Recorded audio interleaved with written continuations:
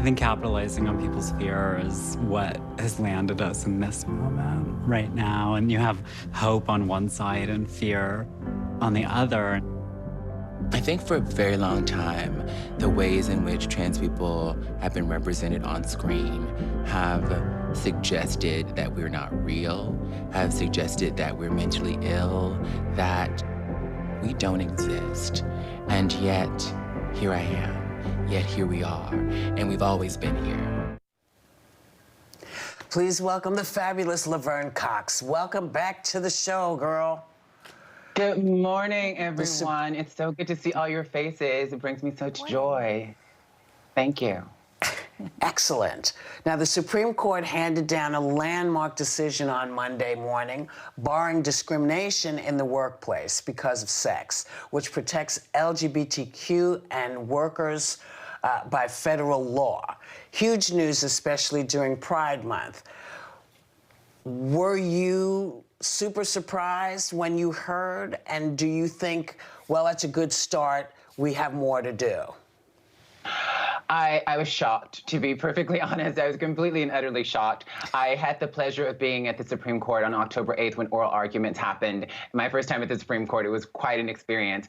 And I knew that on the side of non-discrimination, we had a really great argument, but because of the very conservative makeup of the court, we were not optimistic. So I was completely shocked. But it's a really beautiful thing that in the United States of America, we can affirm once more that it should be illegal to fire someone from their job simply for being who they are. And shout out to all the plaintiffs in the case, Amy Stevens, Don Zarta, Gerald Bostock, average, ordinary people who stood up to injustice and won. Amy Stevens, we should note, is the very first case for transgender civil rights that was ever heard before the Supreme Court of the United States.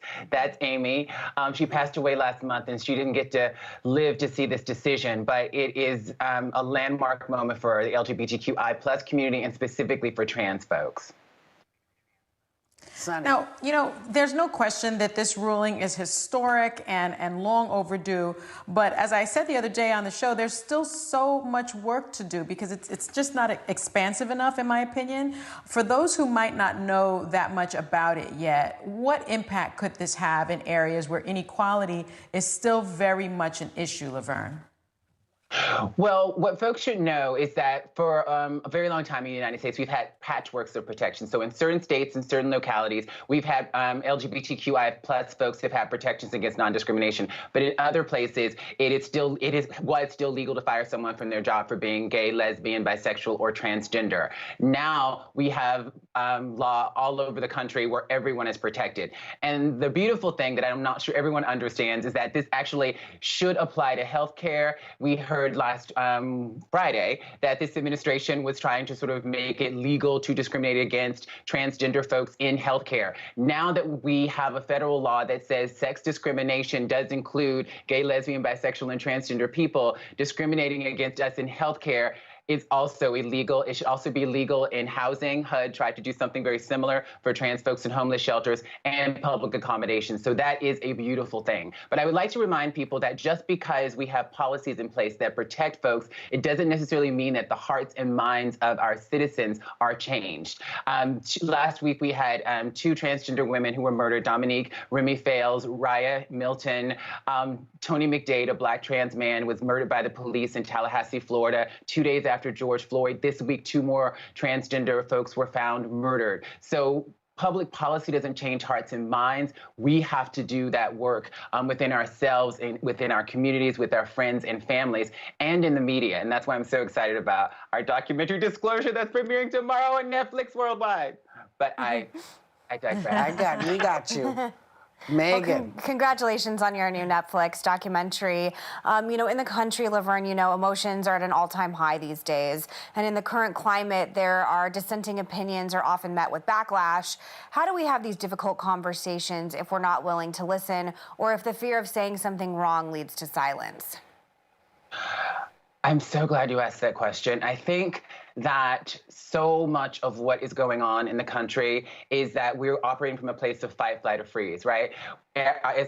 as human beings, our nervous systems, when we're in the woods and we see a bear, we are programmed to fight that bear, to flee that bear, or to freeze. And I think so often when folks feel called out and feel accused of being racist or transphobic, they go into that fight, flight, or freeze response. All of a sudden, we're on defense, and we're in our the limbic part of our brains, not in our prefrontal cortex, and then we just are in survival mode, and we're not in a place where we can really fully hear each other. And so as corny and as sort of allegedly snowflake as it sounds, we have to create safe space so that human beings feel in their nervous systems that they are safe, so that we can have conversations with love and empathy. And so I'm not a fan of cancel culture. I'm a fan of giving people space to feel safe so they can take risks and make mistakes and be transformed, right? And we can't be transformed if we're constantly feeling in fight, flight, or freeze, in survival mode, in defense mode.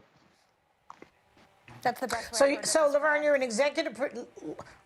Okay, let's talk about your project now, because before we run out of time, you're an executive producer of a powerful new Netflix documentary called Disclosure, which focuses on how transgender people have been represented or misrepresented in Hollywood throughout history. You quote a statistic in the film: 80% of Americans don't actually personally know someone who is transgender. Yeah. So most people, what they think about transgenders is basically coming through from the media. So is that enough? What impact will that have?